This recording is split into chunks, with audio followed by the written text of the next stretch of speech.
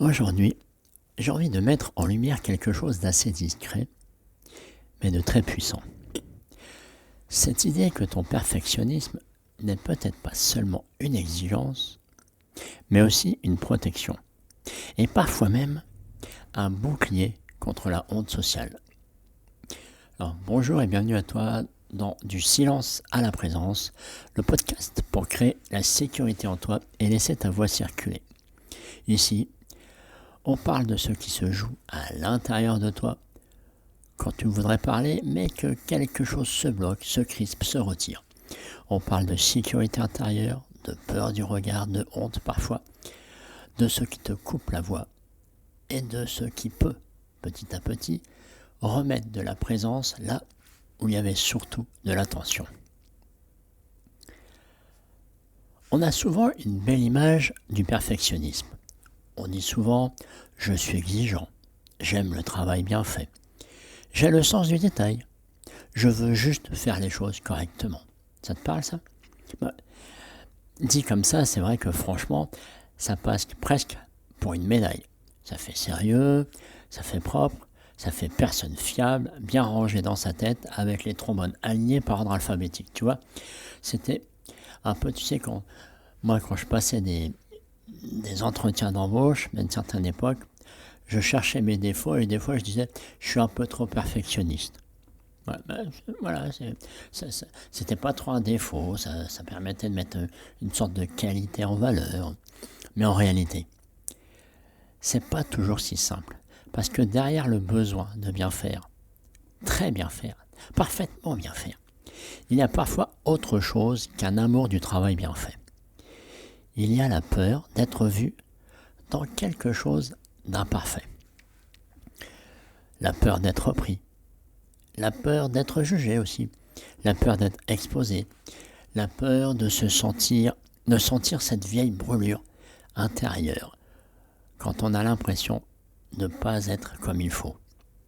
Et là, à ce moment-là, le perfectionnisme change de visage.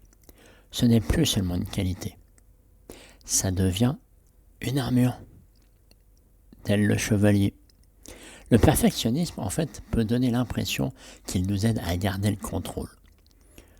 Comme si on se disait au fond, si tout est impeccable, personne ne pourra rien dire.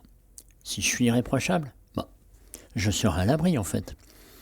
Si je ne laisse passer aucune faille, je limite les risques d'être humilié. En d'autres mots, autrement dit, je ne cherche pas seulement à bien faire, je cherche à ne pas me faire atteindre. Et ça, c'est très différent, parce qu'à ce moment-là, la perfection n'est plus un élan vers quelque chose de beau, ça devient une stratégie de protection. Un peu comme si avant même d'entrer en relation, avant même de prendre la parole, finalement, avant même de montrer ton travail, tu enfilais une armure complète. C'est le genre casque, plastron, genouillère, pare-choc émotionnel, la totale. Mais finalement, tu as l'image du chevalier là, mais tu vois le chevalier en armure, est-ce que tu crois qu'il était à l'aise pour le combat ? Est-ce qu'il était souple ? Je suis pas sûr, j'ai jamais essayé d'armure de chevalier, mais le souci, c'est une armure, ça protège, mais elle empêche aussi de sentir, de respirer, de bouger librement. Et c'est souvent là que ça se joue. Tu as toujours là cette armure du chevalier. Alors, parlons concrètement. Imagine, là, tu es peut-être en réunion. Tu as une idée. Tu sens qu'elle est là. Tu pourrais la dire. Mais dans ta tête, ça commence à mouliner grave. Parce que il faut formuler parfaitement dans ton perfectionnisme latent. Il faut que ce soit clair. Tu veux que ce soit intelligent, que ce soit utile, que ça tombe au bon moment. Et tu veux surtout que personne ne puisse trouver ça maladroit, flou ou complètement banal. Alors tu ajoutes mentalement, tu reformules, tu coupes les mots, t'en rajoutes, t'enrichis, tu corriges. Et pendant ce temps-là, autour de toi, la conversation continue, personne ne t'attend. Quelqu'un d'autre parle, le moment passe, et toi, tu restes avec ta superbe phrase qui finalement n'a jamais vu le jour. Un peu comme un gâteau magnifique resté dans un four jusqu'à finir complètement carbonisé. Inutile à la fin du coup. En fait, l'intention était belle, mais le résultat, je pense qu'il est assez discutable. Et la même chose, d'une autre façon, avec un message, un mail, une publication, une vidéo, une prise de parole. Tu relis, tu modifies, tu réécris, tu doutes, tu polis. Tu passes forcément parce que et pas forcément parce que tu veux briller. Tu étais là, tu passes des heures devant ton texte à corriger les mots, à en enlever, à te dire oui mais si j'écris comme ça, on va dire que, on va penser que. Mais du coup, tout ça, c'est parce qu'il y a une partie de toi qui espère qu'en étant parfait, tu éviteras le coup. Tu sais, le coup. Le coup du regard, le coup du jugement, le coup de la remarque qui pique là, où c'est déjà sensible. Et ça, tu ne veux surtout pas le vivre. Et souvent, en fait, quand on regarde un peu plus profondément, on découvre que le perfectionnisme n'est pas seulement une habitude. C'est une protection ancienne. Elle raconte souvent une histoire intérieure.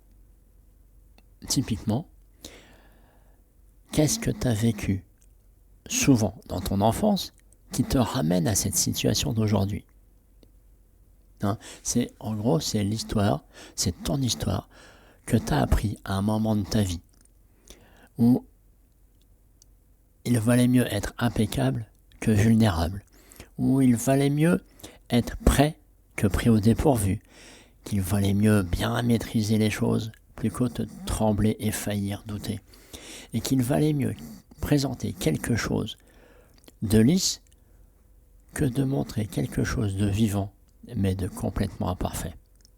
Bon, franchement, je le comprends, parce que quand j'avais à faire des présentations, entre autres, j'étais toujours à douter. Je voulais absolument pas revivre les moqueries qu'on m'avait fait à l'époque où j'étais adolescent. Où on s'était moqué de ma voix, où on s'était moqué de ma façon de prononcer certains mots, avec ma voix très nasale où beaucoup de sons passaient par le nez. Ça faisait rien. Parce que quand tu as connu ce jugement, cette moquerie, le sentiment d'être de trop, de pas assez bien, de pas assez crédible, de pas légitime, et toute la clique, oui, je peux te dire que la perfection, ça peut devenir une cachette ultra séduisante. C'est une petite caverne où au fur et à mesure des années, tu l'aménages, tu y mets de la décoration, où tu te sens en sécurité. Parce qu'elle promet la sécurité. Elle promet si je fais tout bien, je souffrirai moins. Sauf qu'en vrai, au bout d'un moment, cette sécurité, elle coûte cher. Elle coûte très cher. Et le prix, ce n'est pas forcément la fatigue. Même si c'est déjà épuisant de vivre en vigilance permanente, tu sais, en plus, avec cette armure de chevalier pour te protéger. Parce que tu es là à tout anticiper, à tout vouloir filtrer, à tout contrôler. Et de vouloir sortir dans le monde avec une version de toi toujours ultra propre, toujours cohérente, toujours bien tenue de soi-même. Là, je parle de cohérence, mais de cohérence avec soi-même, surtout. Et le vrai prix, c'est aussi la distance. Et cette distance, elle est importante parce qu'à force de vouloir être irréprochable,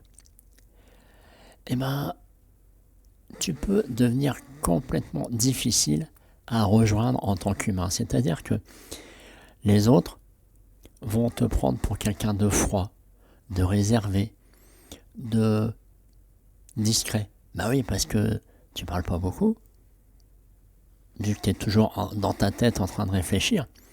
Et on est là, à ce moment-là, dans la discussion, mais tu dis rien, tu es protégé par ton armure, par ta notion de perfectionnisme.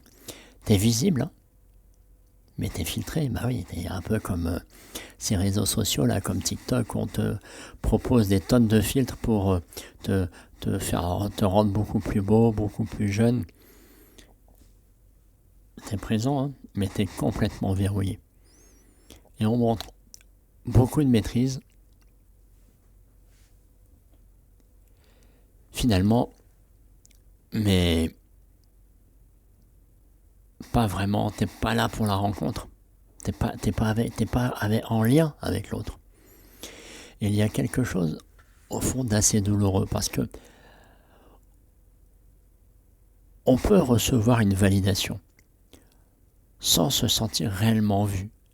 On peut être admiré sans se sentir profondément en lien avec l'autre, ce que j'appelle rencontrer l'autre. Tu peux avoir l'air solide et finalement, en fait, tu te sens complètement seul derrière ta façade bien cirée. Tu sais, tu es dans ta grotte là, de perfection, dans ta maison toute de perfection. Mais c'est du blabla, c'est du fake. Hein, et c'est là toute l'ironie, parce que avec cette perfection, finalement, tu cherches l'approbation des autres. Mais tu te protèges tellement que finalement, tu ne leur montres presque jamais ta part de vérité. Tu n'es jamais dans ton authenticité, puisque l'authenticité, c'est aussi être dans la vulnérabilité, dans la sensibilité. Et ça fait un peu comme si tu disais, hey, regarde-moi, valide-moi, aide-moi, mais surtout ne t'approche pas trop près. Des fois que tu vois que je ne suis pas si parfait que ça tremble à fond, que je bafouille. Hein, c'est un peu ça. Et au fond de la perfection, si on allait un cran plus loin, c'est souvent là qu'on retrouve la honte sociale. Alors, pas besoin d'avoir une énorme honte, hein, d'avoir une honte devant 20 000 personnes, non, pas besoin.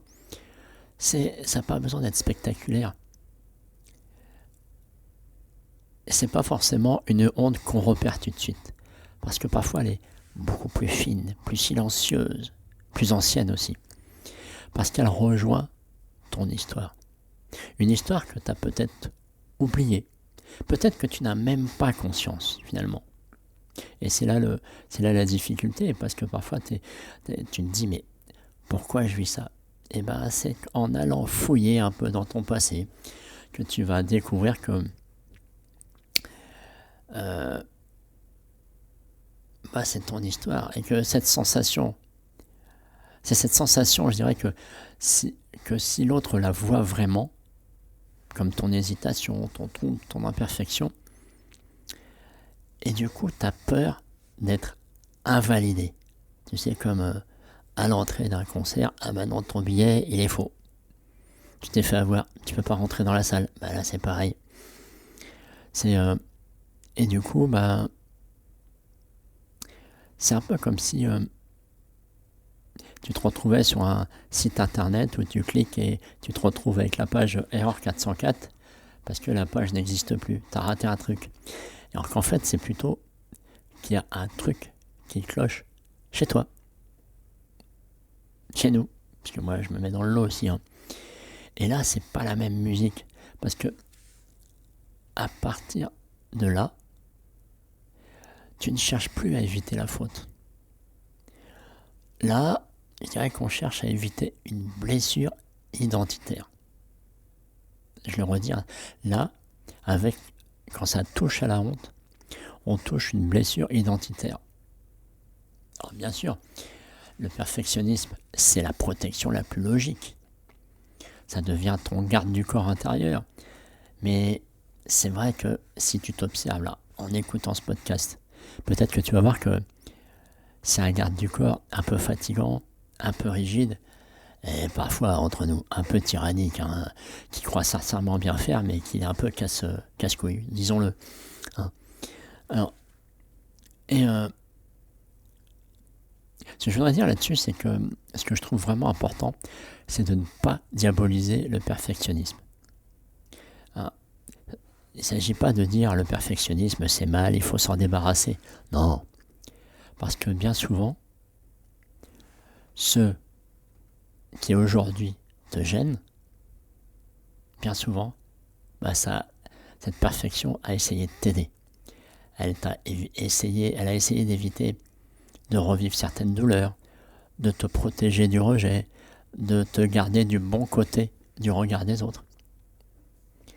Et du coup, je dirais que là, le vrai basculement, c'est peut-être plutôt de commencer à le voir pour ce qu'il est parfois, et non pas une preuve de valeur que tu cherches à tout prix, mais une stratégie de sécurité.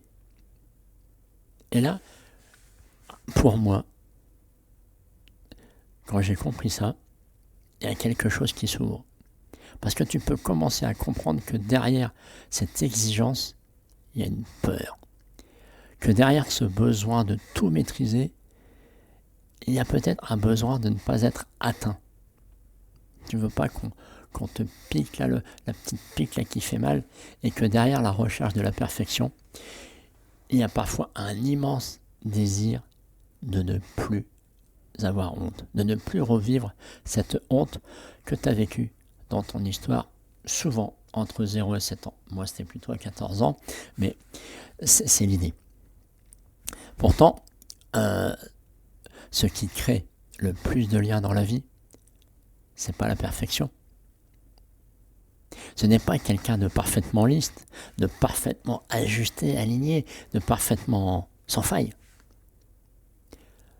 Regarde bien, quand il y a quelque chose qui te touche, que ce soit une chanson, un film, une parole, est-ce que c'est quelque chose de parfaitement parfait? Non. Moi, je sais que maintenant, une chanson qui me touche, c'est une chanson où je sens une faille, où je sens même une chanson très bien chantée, tu peux sentir des petites imperfections dans quelque chose qui est là, où tu peux te dire ah mais j'en ai les frissons, qui te touche, qui te redonne une confiance. Et à ce moment-là, c'est quelqu'un qui est vrai, qui est authentique, qui ne se cache plus. Tu le vois aussi dans la danse, hein, quelqu'un qui va au bout de ses gestes, qui va au bout de ses doigts quand il bouge. C'est quelqu'un qui est à l'aise avec son corps, c'est quelqu'un qui ne se cache plus.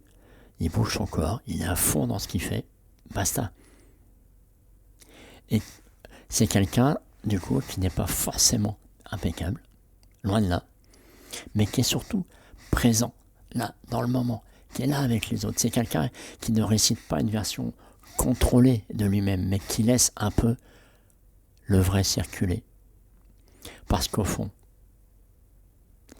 la perfection, elle impressionne parfois. T'as pas déjà vu ça?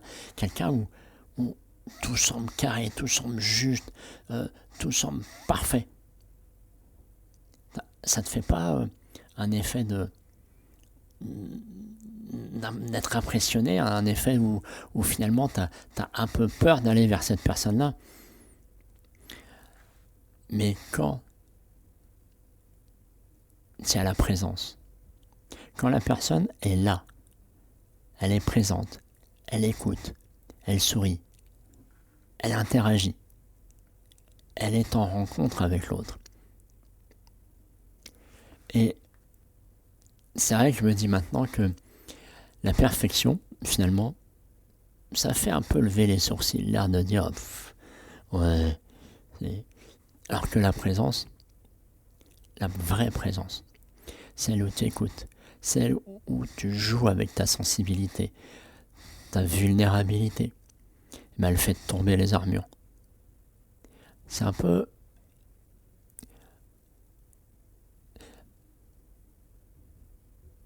En fait, aujourd'hui, si je reprends un peu ces réseaux sociaux, quand tu es dans un monde où tout pousse à paraître prêt, net, cohérent, maîtrisé,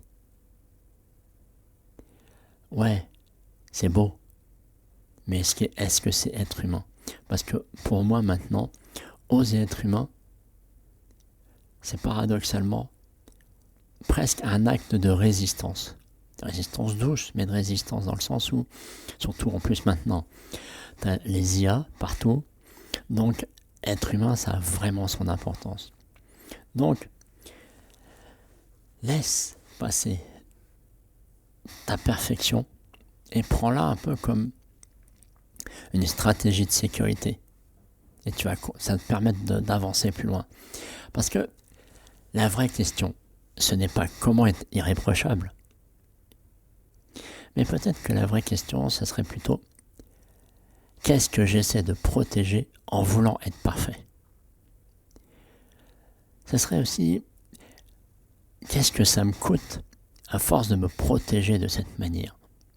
Parce que parfois, à vouloir éviter la honte, on finit par se couper complètement des autres et de nous-mêmes. À vouloir éviter l'erreur, je dirais qu'on finit par retenir la vie, par passer à côté de la vie. À vouloir être sans faille, on finit par ne plus laisser assez la place à la voix. Non, parce que si je reprends cette image du chevalier de son armure, j'ai jamais essayé d'armure, mais je pense que est-ce que c'est facile de respirer à plein poumon? Vraiment. Est-ce que c'est facile de s'asseoir, d'être soi? Je ne suis pas sûr. Et c'est exactement la même chose. Et c'est peut-être là que le chemin commence. Quand tu vois que cette forteresse que tu as créée n'est pas seulement une preuve de force, mais parfois une ancienne réponse à la peur. Qu'est-ce que t'en penses? Je te la redis. Si j'essaie d'en prendre les mêmes mots, c'est quand tu vois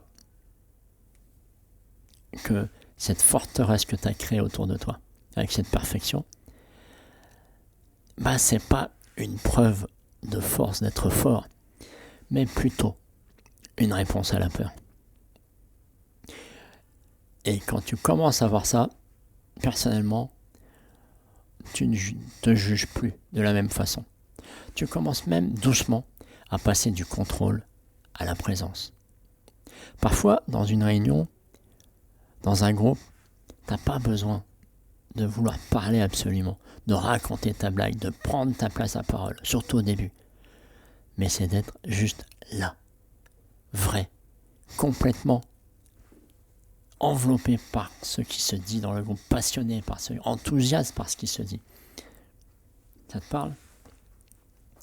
Alors, je vais m'arrêter là un peu pour cet épisode. J'ai déjà presque 25 minutes aujourd'hui. Mais alors du coup, merci d'avoir partagé ce moment avec moi dans du silence à la présence. Et je dirais que si cet épisode te permet de mettre des mots sur quelque chose que tu connais de l'intérieur, eh bien moi je suis enchanté parce que ça te permet déjà de faire partie du chemin, de commencer ce chemin. Et si tu sens que ce chemin, tu n'as pas envie de le faire seul, tu peux rejoindre la communauté Traversée. La communauté Traversée, je dirais que c'est un peu ce que j'appelle un cocon d'entraînement pour calmer l'alarme dans ton corps, celle qui se déclenche tout le temps, et retrouver une voix stable, même quand ça tremble. Et c'est un espace que j'ai créé exclusivement pour avancer pas à pas, remettre de la sécurité à l'intérieur et retrouver plus de présence dans les moments où d'habitude, tout se crispe et tout se coupe.